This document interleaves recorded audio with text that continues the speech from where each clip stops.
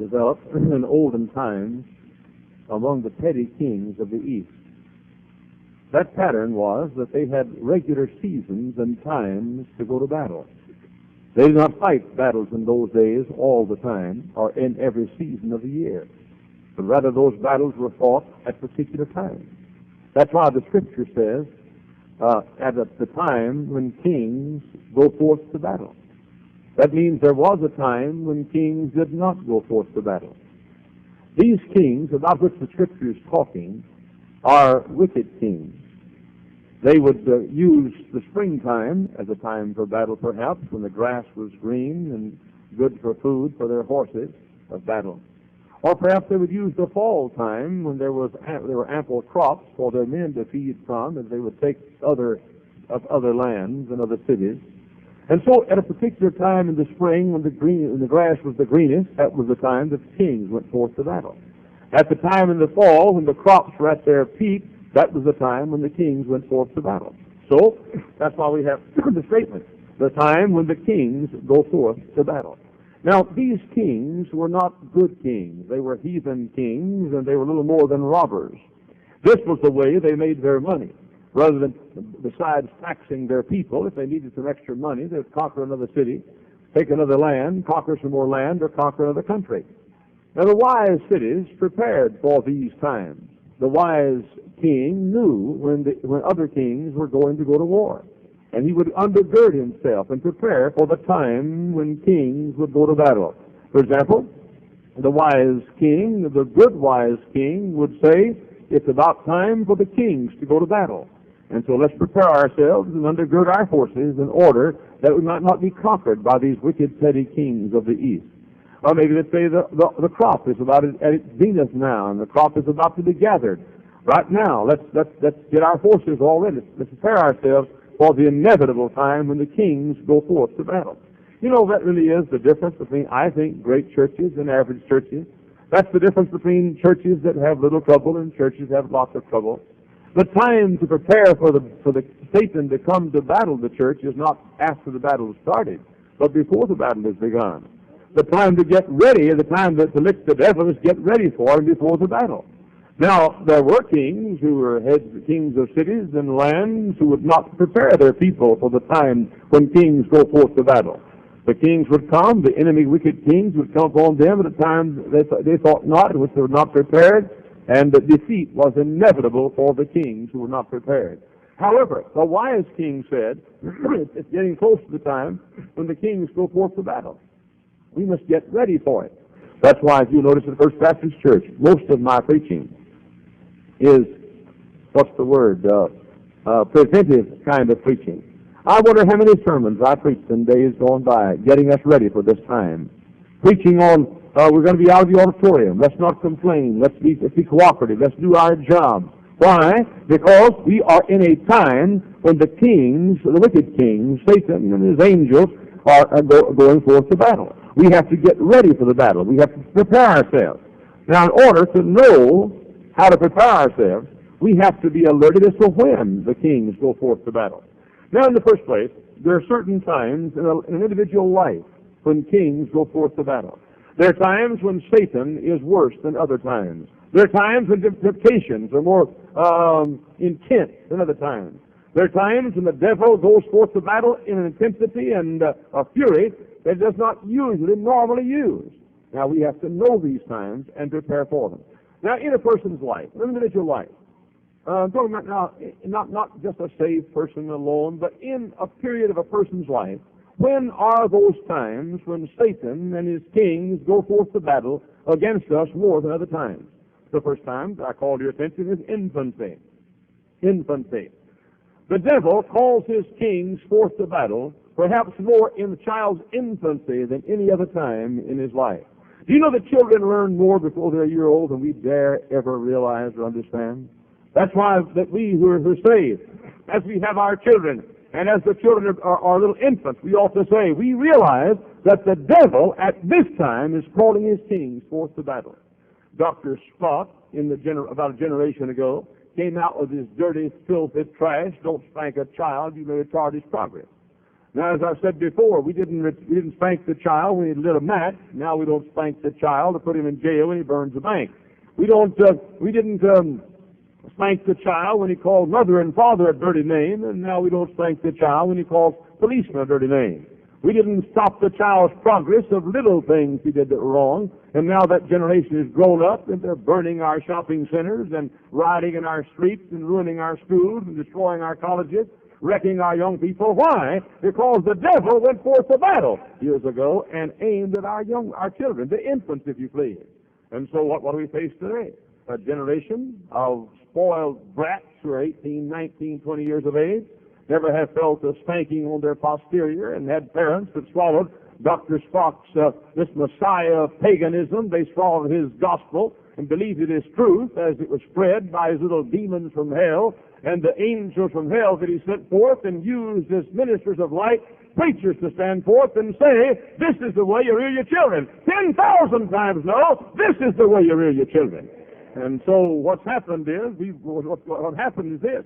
We're going to have to get back to a place to where we're going to have to realize that the kings go forth to war, not when a child is 3 years of age, not when a child is 6 or 7, not when a child is 13 or 14, but the devil starts a concerted attack on that little child the moment you get that child home from the hospital. Oh, but you say my child is too cute to spank. He won't be cute when he disowns you someday. Oh, you say he's too sweet and too precious to spank his little bottom. Well, when his bottom gets big, it'll be loafing all the time, and you run off from home and sit on it the rest of his life and run to Canada and evade the draft, and you live a life that's heartsick and broken-hearted. Why? Because you didn't get ready for it when the kings went forth to battle. That's why.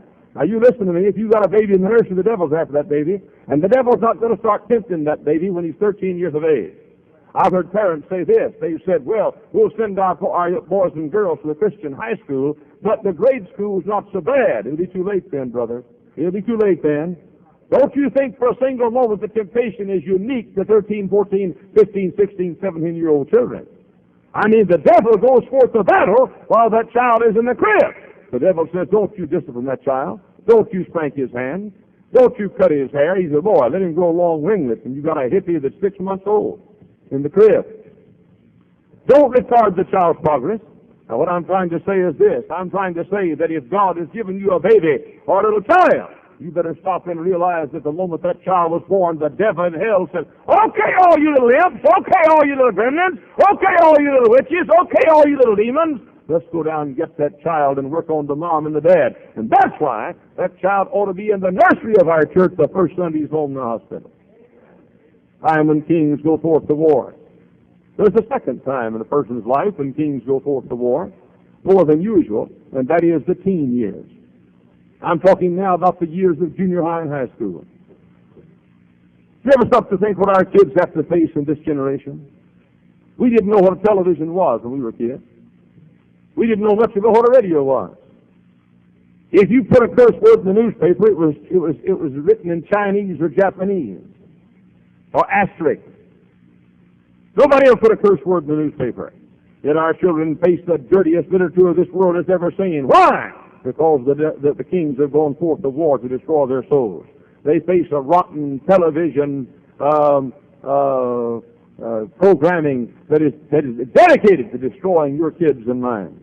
They face the filth of the sex education in public schools. You can't spank a child. Did you know in this area and all around this country tonight, they are taking away children from the laps of mothers and fathers and placing them in foster homes, and that's not in another county, that's in this county, and that's in this area, and that's all across this nation. They're taking children out of the laps of mothers and dads and placing those kids in foster homes for one reason and one reason only, and that is because their moms and dads spank their children.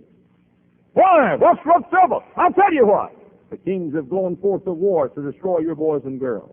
Let me tell you something. You better undergird. Hey, yes, I trust my young people. Yeah, that's what a young couple said to me this week. They're expecting a legitimate baby. Our parents trusted us. I'm trying to say our problem today is not really a teenage problem. Our problem today is a parental problem that parents do not realize what's going on. Kids come to my office week after week, and they say my mom and dad just do not realize what's going on in our public school system. You say, when are you going to get off the public school systems? I doubt if I ever will. I doubt if I ever will.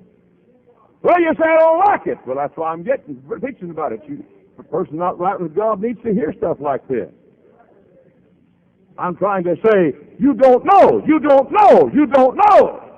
what the children tell me. I weep more,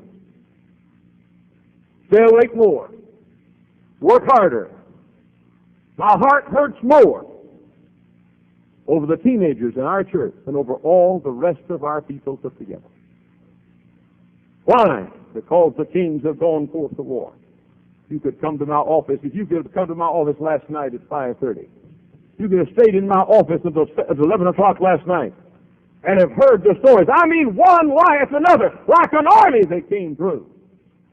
Children who said, I wish I'd listened to you. And young people, then they say, well, I don't know where the kids are anymore they're in this place, but wherever you are, young people, in God's dear name, I'm not just an old ogre that's up here that doesn't want you to have any fun while you're alive. I know what I'm talking about. People say, I just don't see anything wrong with that, or I don't see anything wrong with that. Why don't you trust somebody who does then? They come to my office like almost counting cadence one after the other like an army, expecting babies before they're 16 years of age. I know what I'm talking about. I mean in our church. Expecting babies when they're 14 and 15 and 16 years of age. They come to my office on dope when they're 11 and 12 and 13 and 14 years of age. What you don't know is they're your kids. You don't know it. You won't trust the preacher. Time some of you parents decided you're going to trust somebody that knows more than you do about what's going on in this world. I mean, the devil has called his kings out, and he said, let's get the teenagers. And he's getting them. And by the way, he's not just getting them in liberal churches and in the world. He's getting them off the front rows of our fundamental churches. I go to fundamental churches and I preach in these schools across this nation. I mean some of the very best churches in America who have schools like we do. And I find they have almost as many pagans in those schools as the public schools have. That's one reason why at the First Baptist Church of Hammond, as long as I'm pastor, as long as I've got breath to breathe, as long as I've got a fist that'll wave, as long as I've got legs that'll move, as long as I have strength to preach, we're not going to change our convictions at Hammond Baptist High School. We're not. Why? The kings have gone forth to war to destroy our kids. And they're not going to get our kids out of battle from me, I'll tell you for sure.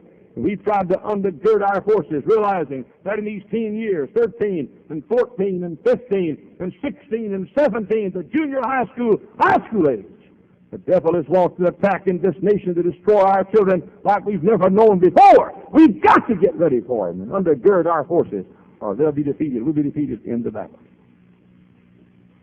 Here's what they say. I won't reveal a secret. No one will know anybody about whom I'm talking tonight. But here's a young girl comes to my office. Her face is painted like a Hollywood harlot. She sits across the study from me, and her tears begin to roll down her cheeks. It isn't long till this blue stuff. And in God's dear name, girls, get rid of that junk you put on your eyes. Good night in the morning. Why do you want blue eyes for?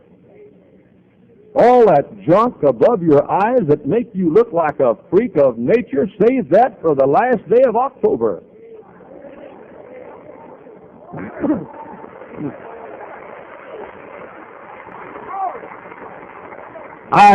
We were in a Howard Johnson's restaurant. Dr. John Rice and I were eating, and one of these girls came up. She looked like she saw blue.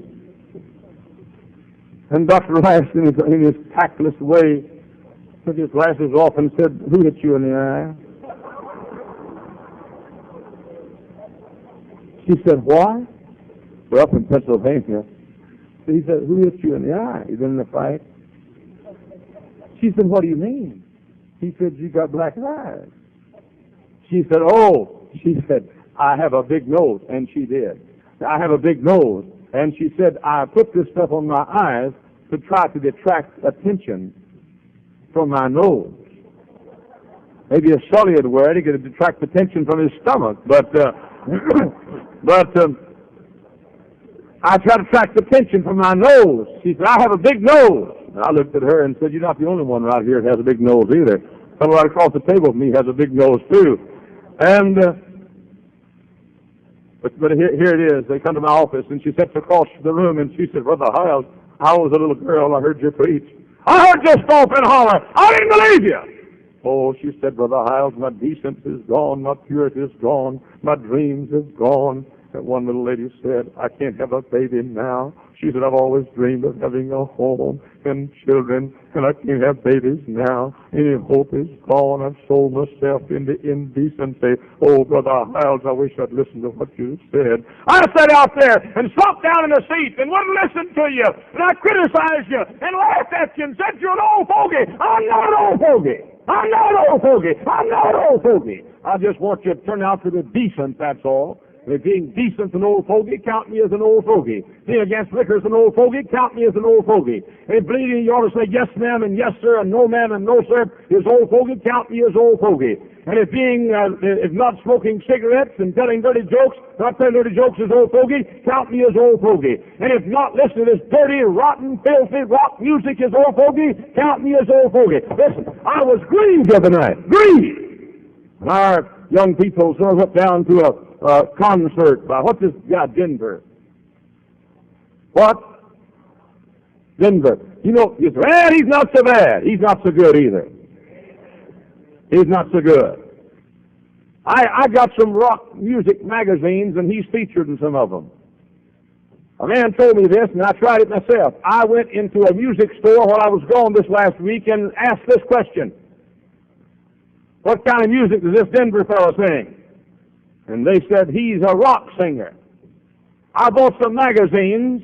On one side was his picture. On the other side were some words of songs he sings. Look, what in the world's wrong with the old-time religion? Why have you got to play around that borderline stuff anyhow? Good night. Listen to me. Why don't you trust somebody? You're going down a worldly path that's going to lead you to heartbreak and heartache one of these days. The kings go forth to war. And the kings go forth to war. And the kings go forth to war. You see a young lady sitting in my office, 13 years of age, 8 months pregnant, 13 years old. I said, where did it all start? She began to cry, and she said, well, preacher, I'm not even in high school yet, so I have to give it up. And I tried to counsel with her. Tears rolled down her cheeks.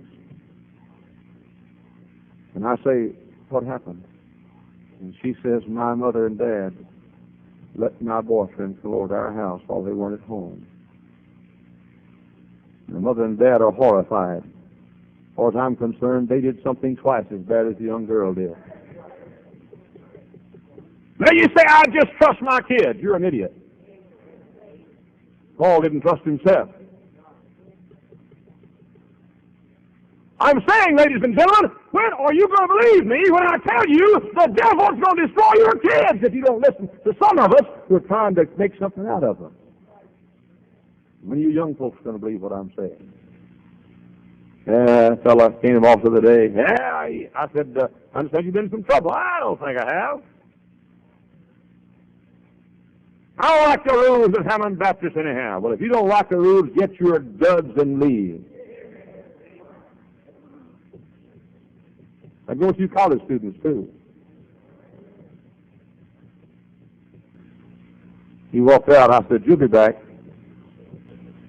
You'll be back. What do you mean? I said, you'll be back. They'll always come back. They'll always come back. He did.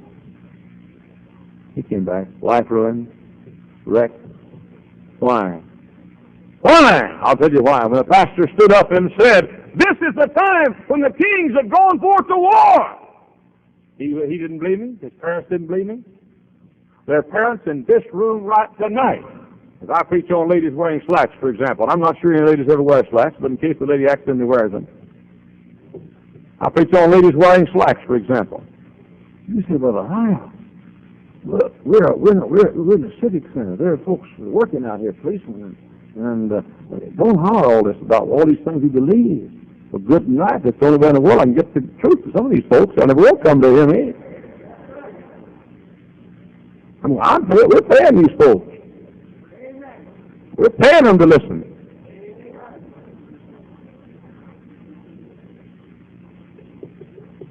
Don't be afraid. Everything's going to be okay. But you say to your children, well, Brother Hyles and we just don't see eye to eye on that. Well, suppose you and the doctor didn't see eye to eye on the medicine. I've seen enough kids go to the devil and have heard them tell me what sent them to the devil to deserve some of you folks to listen to me when I'm trying to teach you how to rear your kids. Time when the kings go forth to war in infancy, and then in the teenage years. And then there's the third time in a person's life when the kings go forth to war in a special way, and that's when a new baby comes. A new baby comes. Better watch it, young folks. When that new baby comes, the king goes forth to war on you. I'm thinking now, Dorothy, of a couple in Garland, Texas. He was a deacon, and I think by the time I get through this story, you'll know who it is. He was a deacon in our church. He was one of the finest soul winners we had. He was a man of some means. He'd go soul winning with me. He worked at the altar. He was a tremendous Christian. But he and his wife, up in years, I don't mean 65 and 70, I mean a little later than most people have babies, had a baby. And she found a spot of dirt in the nursery one time and thought her baby was too good to go to the nursery. It's an amazing thing to me. They can play in the front yard, but not in the nursery. Did you there's more dirt in the yard than there is in the nursery? I think, last time I checked both. And so they brought that little baby to church. And the baby wasn't an exceptionally good baby. And so one of them had to be playing with the baby. The baby would cry, and I, in my own tactful way, would make a suggestion or two as to what they do with the baby. Wasn't long, they wouldn't come to church on Wednesday night because, well, the baby came. Wasn't long till it was Sunday morning and not Sunday night. Wasn't long till it was every other Sunday morning. Had to go to conventions on every other Sunday. Wasn't long, they weren't in church anywhere at all. And now they're in some dead, dry church in Garland, Texas. Why? Because the kings went forth to war when that baby was born. Now, moms and dads, listen to me. First place, we have the best nurseries in the country.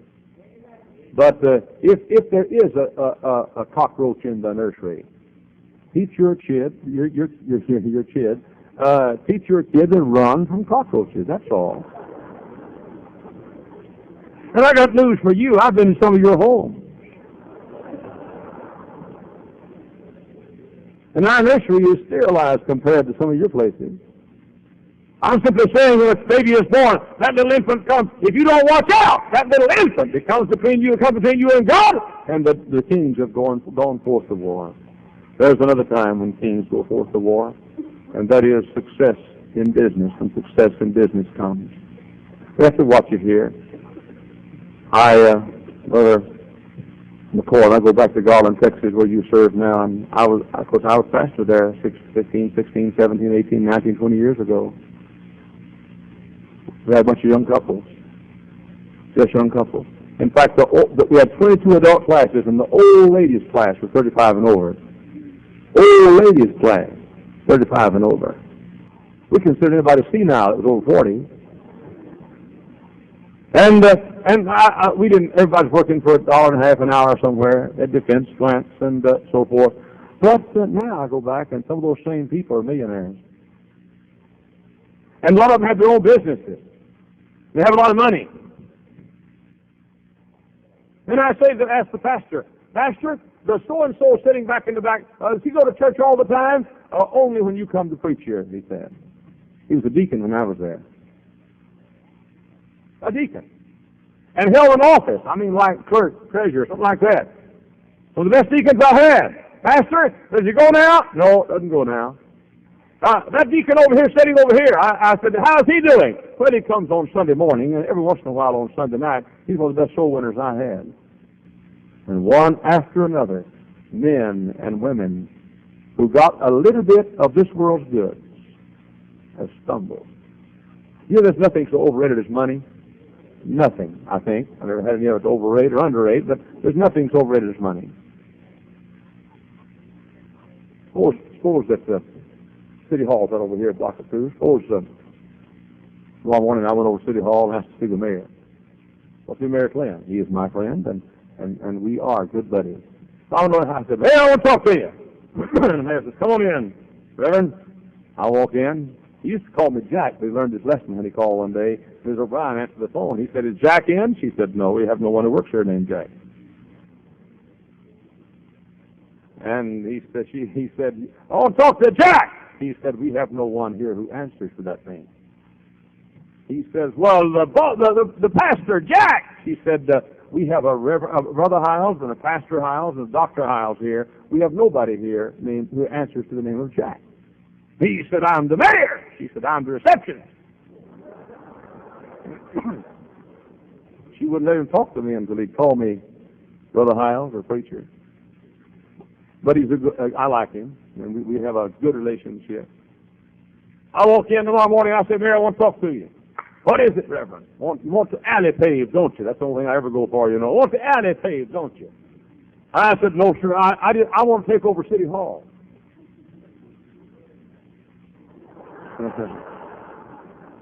Let's just turn this into a political rally tonight. What do you say? And he says, why? And I'll say, okay, come on in. Come on, Fisk and Boardway and what's your name? Hilton and Colston and Vineyard. Come on in and show him. Here comes old Hilton in, two buckets with him full of concrete. He said, there, look at that. I said, there, look at that. That's all mine. That's concrete. It's all mine. Come on in, Fisk. Old Fisk has a wheelbarrow full of concrete. Boy comes in. Now, look at that. That's mine, too. I want to take over this thing. That impress you? What? Hey, Vineyard, come on in. He has a concrete truck. He drives it by out in the front and toots the horn. I said, Mayor, look out there. I said, that's mine. Concrete. Round, round, round, round. I said, Colston, come on in. Come on in, John. He comes in, he's got buckets of concrete. I say, Mayor, I want you to give me special attention. He says, why? And I said, I want all this concrete. He said, I'm sorry about that. He said, you going crazy, preacher? Well, Reverend, I've worried about you for years, but you cracked up. I said, no, sir, it's all my concrete. Worked hard for it. He says, Reverend, you mixed up? I said, no, the concrete is, it's all mine. He said, Reverend, I don't mean to be unkind to you, but I'd like to tell you something. I'd like to remind you that you may be impressed because you have concrete, but he says, we in Hammond here, we just use that stuff to pave the streets. It's very common. Well, bless your little heart, they use gold to pave the streets in my hometown. Don't you try to buy me off. Brother says, well, I want you to know I got a lot of money. I need some prestige. And you'll get prestige in our church when you go soul winning. I mean, don't you try to buy me off. Why? I'll tell you why. Because money and silver and gold doesn't impress God. They pave the streets in heaven with that stuff. What I'm trying to say is this. Just because you get successful in business, don't you let the devil take you out of soul winning. Man, I thank God for the businessmen in our church. We've got some of the best soul winners we have in this room tonight are men who've been successful in business. And by the way, they're the most avid followers and believers of what I just said a while ago, too. Watch it. If you have a little baby, look out. The kings are going forth to war. If you have a teenager, watch out. The kings are going forth to war. If you have a business, watch out. Or if you're going up the social ladder, watch out. The kings are going forth to war. But let me say this, too.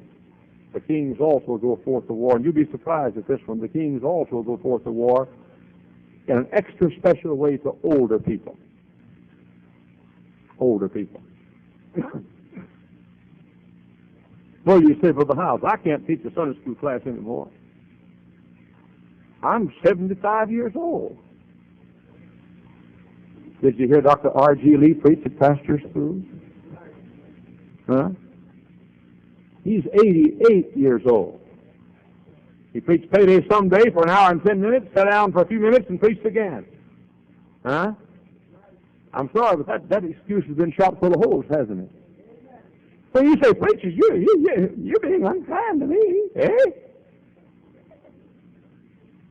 I'm just about to go to the great beyond. Well, you better hurry up and get somebody to take with you then. You said, now, Brother Hyles, wait a minute. I tell you what, I'm up in years. Well, I am too. I'm 48, going on 65. Let me tell you something. If God will let me live, if He'll let me live and keep me with a voice and keep me with enough strength, I'm going to be preaching when they roll me to the pulpit in a wheelchair. If God will help me, Brother Hyles, you have a retirement plan? Yes, sir. I aim to preach when I retire. Now, I thank God for dear Mrs. Bartels. I use her an awful lot. But she's no young whippersnapper anymore. She's an old whippersnapper. But she's out soul winning. Some of you folks that are 70, 75 years of age, if you're in good health, you have no right not to serve God. You know what's happened? The kings have gone forth to war and sold you a bill of goods. What you ought to be doing is, I mean it. Don't get mad at me. I hate to get the old ladies mad because they got more time to talk on the telephone than anybody else. But I just feel real reckless tonight and feel like a self-abandonment. But some of you old gals, you ought to just take your lumbago on a bus ride every once in a while. Huh? You say, holy preacher. I like it when you preach against the teenagers. Us jolly 60s and senile 70s and so forth, we just, I can't even hear what you're saying. Okay, I'll talk louder then. Every single Christian ought to serve God, unless he's sick and dead or almost dead. The kings go forth to war. Now, I hasten to say, and I'm lying every time I say that, I never hasten to say anything. But there's a second thought, and that is a church sometimes has seasons when the kings go forth to war. Our church is in one of those times right now. There are three reasons. There are three eras through which our church is passing simultaneously. Did you know that the devil and the kings go forth to war to destroy a church more during a building program than any other time? More churches have trouble. I was in a church not long ago that split right down the middle. I mean, right down the middle over green or red songbooks. Green or red songbooks. I mean, there was a green Baptist church and a red Baptist church. I recall when I came to this church one time, we had a 1 hour argument at the business meeting over whether the American flags should be on the right of the pulpit or the left of the pulpit. How many of you folks were in that meeting that night? Remember that? We argued. We really went to Fifth City. That means we went to battle. So I just snuck in, took both the flags down. We haven't had any trouble since then. And I still don't know which goes on which side. I suggest we just alternate them, have one description just like that. That's building program. Well, I tell you what, all he wants is money. All he wants is cash, cash, cash. No, I want some checks and bonds too. I mean, during a building program, the kings go forth to war. Better watch it. But there's something else. The kings go forth to war when a church doesn't have its own building. It's not as easy to have a good spirit in this building as it is in our own church. I thank God for this building. Thank God we have it. And thank God it's close enough where we can drive down here and keep our nurseries there. And by the way, you won't find any nicer people than the folks who work at the Civic Center. I mean that. And these folks who work at the Civic Center, they're gentlemen and they're ladies and they're courteous to us. And we don't have any people treat us any nicer than the folks who work around here. These policemen and these custodians and these maintenance men and these engineers and these PA men, they are somebody nice and they're gracious and friendly and courteous. And we thank God for this. But it's a hard time for us. But I'll tell you another thing, too. Did you know that the kings go forth to war in a church during the Thanksgiving, Christmas season more than most any other time of the year? Now, we have three things. We're away from home, we're in a building program, and we're coming up to the Thanksgiving, Christmas season. That means that you've got to double up on your prayer life. Double up on your Bible study.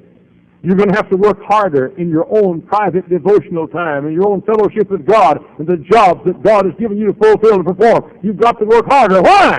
Because in the next 10 weeks or so, this church will have never been attacked with the devil like he's attacking the church right now. Why? Because the devil knows he's got us weak. He knows he knows that we don't have spares in here. And if you folks in the balcony come down to the altar, he knows that you have to make a long trip and you're not likely to come. He knows that we don't have any altars here, any steps, and no carpet placed in the. He knows that. He knows that if he can keep you off your knees at this altar for 10 or 12 weeks, he knows he's got you. The kings have gone forth to war. There's a third thing very quickly, and that is the Christian life has times when the kings go forth to war. One time is right after a person gets saved. The kings go forth to war. By the way, the kings go forth to war right after most anything we just start. You become a soul winner. You'll find the devil will fight you more than there ever has fought you before in your life. You get saved. Some backslidden preacher will say, well, you can't get baptized, so we're sure you're saved. If that's the case, he can't ever get baptized himself. Nobody's ever sure anybody else is saved. But the kings go forth to war right after salvation, right after you become a soul winner. In fact, the kings go forth to war all the time on soul winning ministry. Man walked in the office today. He's a preacher, maybe here tonight. Lives down in the eastern part of our state. A church without a pastor talked to him. And the first thing they said was, and this wasn't even it. Church was way out east in another state. First thing they said, we want to know, first thing we want to know, are you a Hyles man? Said, if you're a Hyles man, we don't want you. Amen. Oh, good. I wouldn't know it with the way you chose to say amen there. If you're a Hyles man, we don't want you. Now, that's the first thing. First thing wasn't, do you believe the Bible? The first thing wasn't, do you believe in the deity of Christ? They didn't say the first thing you want to know is you're a soul winner. No, the first thing you want to know is that you're too hot for a soul winner. We don't want you. We don't want you. Why? You're a Hyles man. What does that mean? It means decency. What does that mean? It means soul winning. What does that mean? It means a hellfire and damnation preacher can't be bought off. What does that mean? It means a man of God. What does that mean? It means soul winning. What does that mean? It means altar calls. What does that mean? It means growth and scattered abroad everywhere preaching the gospel. What does that mean? It means getting a job done for God 365 days a year. That's what it means, but the world doesn't want that. Why? Because the kings are going forth to war against the, forgive me, Hyles churches, they call them. They're not Hyles churches, but that's what they call them. You know, a lot of these fellows come to pastor school and get grit in their crawl. They get a bigger crawl. Go back home and double their attendance, triple their attendance, baptize half a deacon board, and they ought to drown the other half probably, and not our deacons, but theirs, and some of these God's gifts of Wall Street decide they don't want the preacher anymore. You know why? Because the preacher is a man of God, and folks are being saved, and they're going to lose their seats that they've had for 85 years on the third row next to the aisle.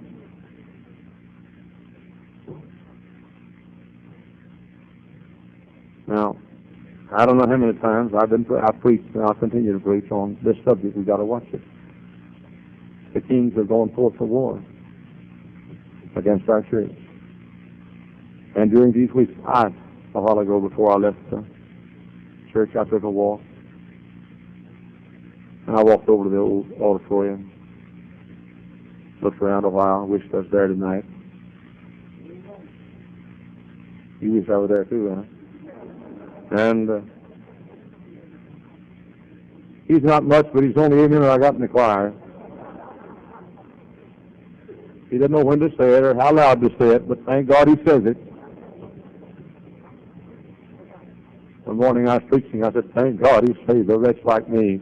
Oh, live said, amen, amen, amen. Oh, shut up in the balcony. I walked over to the building a while ago. And I said, dear Lord, let us have the same sweet spirit and civic sin that we've had here through these years. Wouldn't it be an awful shame to go back after 10 weeks or so and have lost the sweetness? That's one reason why I told the singers this morning we had a meeting. I said, look, sing something with a lilt to it. I mean, we're in the civic center. We want to shoot some baskets. Folks can't say we're profaning the sanctuary. Lord, bring Brother Fisk in his basketball uniform. You couldn't get by with that in church, and don't think we're going to do it in the new auditorium. In fact, I wouldn't want to see those legs again anywhere. But I said to Mrs. Colston, I said, play an offertory, some lilt to it. And I said, let's sing the familiar songs, and let's just be ourselves, and let's just sing and preach and get right with God and win souls just like we would back in the old home church when the Kings so forth the war.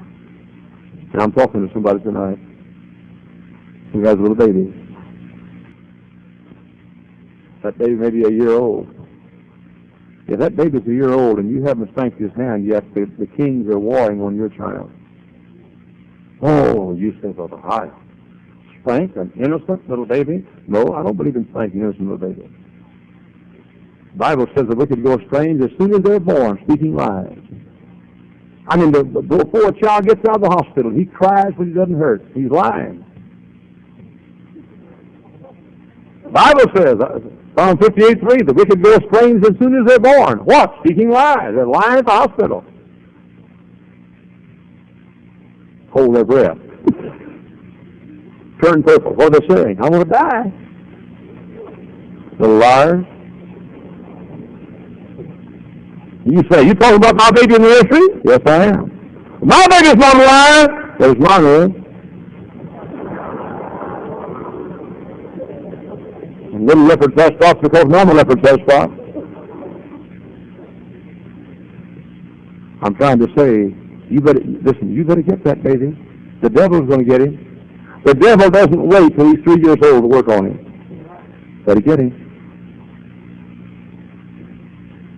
I recall when Becky was born, and I got a Schofield reference Bible and went to that room, hospital, held that Schofield Bible up and said, Becky! Hey! This is the Bible! Folks out there calling me a nut and a fool. They have, but I didn't wait till he's 3 years old. You better not wait till years of 3 either. You ought not to have to clean out the living room because you have a baby just learned to walk. Take that baby on a guided tour. Walk up to that vase and say, no, no, no, no, no, no, no. And what's the baby? I know what the baby will do. He's got it in his hand. He'll reach out to get it. Take his little hand and, no, no, no, no, no, no, no. And spank it so it's smart. How you know when it hurts? If your palm of yours is hurting, you know that. I know what, I'll get some anonymous letters from some of you courageous souls. Say, you're cruel! No, you're cruel. Don't you, listen, if you just sign your name, I'll write you an anonymous letter back. Say, you're cruel! You're cruel! Take him on a guided tour. No, no, no, no, no. Tell you what he'll do. By the time he's about 12, 13 months old, he'll be taking the tour and he'll be saying, no, no, no, no, no, no. Some of you folks have rented your house out for your kids. You haven't had to move everything. They've moved it for you. They break your vase now. They'll break your heart when they're 15 or 16. And you say, when they're little, they break your back. When they're big, they break your heart. Don't have to. They don't have to. Say, no, no, no, no, no, no, no. Some of you folks have rented your house out for your kids. You haven't had to move everything. They've moved it for you. They break your vase now. They break your heart when they're 15 or 16. And you say, when they're little, they break your back. When they're big, they break your heart. Don't have to. They'll have to. They'll have to. You better get that. You better watch it. The kings have gone forth to war against your little babies. One little kid out in Southern California. I was at the book table after I preached one night, and I was telling him my book on how to rear children. One little boy, about 6 years old, was saying to his mom, "Mama, buy it. Mama, buy it. Mama, buy it." Other little kid looked at him and said, "Don't tell her to buy it. Don't tell her to buy it." He said, "Why?" He said, "If you knew what was in there, you wouldn't want your mama to ever buy that book." "How do you know?" Said, "My mama got a copy." The kings have gone forth to war. Teenagers, devil's after you. Wherever you are, I don't know where you are, devil's after you. And listening to rock music, get right with God and quit that garbage. I don't see anything wrong with it. Quit it anyhow, because